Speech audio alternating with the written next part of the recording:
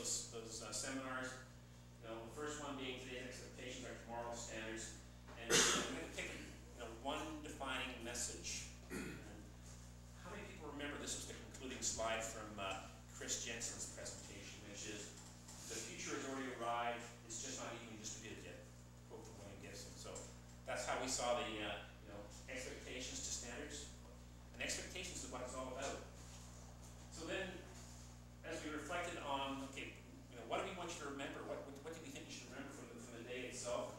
Well, our first resource material is was the Stormwater Guidebook, and so what's the takeaway message? Well, it's science-based. That's always been a key thought, and it's outcome-oriented.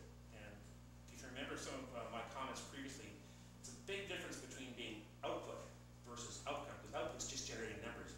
Outcome is part of this creating the vision of what you want the place to look like.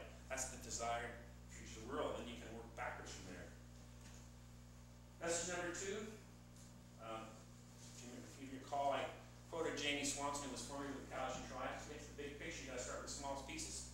So your mind's got to be operating those 2 tracks, right? So you got to be able to think about where you want to get to, but then to get there, it's piece by piece. And then the last message, which really was this change in thinking from single-purpose stormwater management to multi-objective rainwater management. It's more than about just capturing those major flows. So you've got the handouts. Those are the 3 basic takeaway messages from seminar number 1.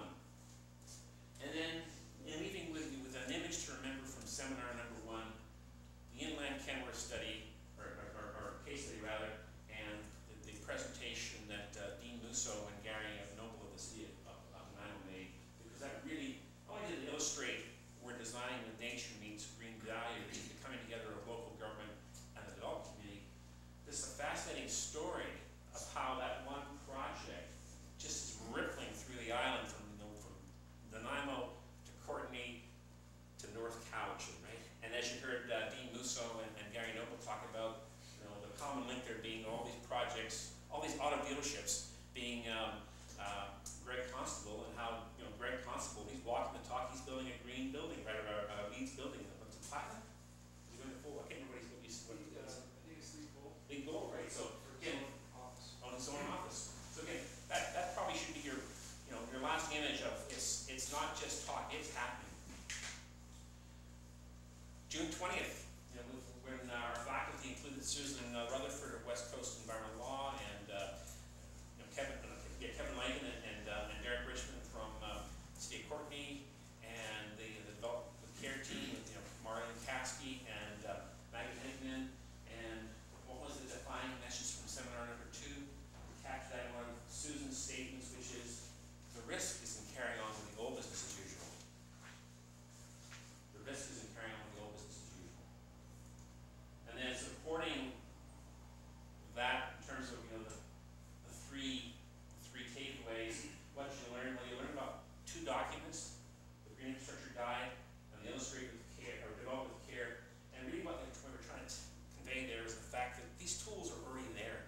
There's a very extensive array of tools that are available to you.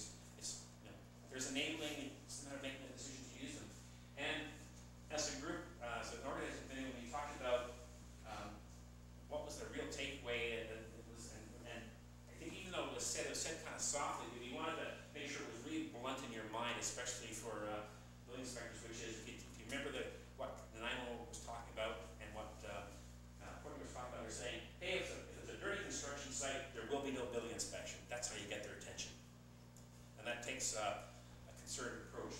And then the third bullet, which is really coming out of Susan's explanation of some of the legal issues, saying accept the risks when choosing a new path and look for the benefits that will result. So again, those are the 3 messages you got in your handouts.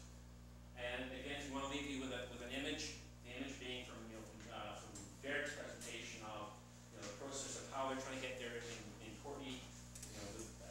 That's what they want, right? So creating a picture of what they want, and part of what they want reflects the bigger picture of the vision of how you're trying to create a local community and protect your habitat.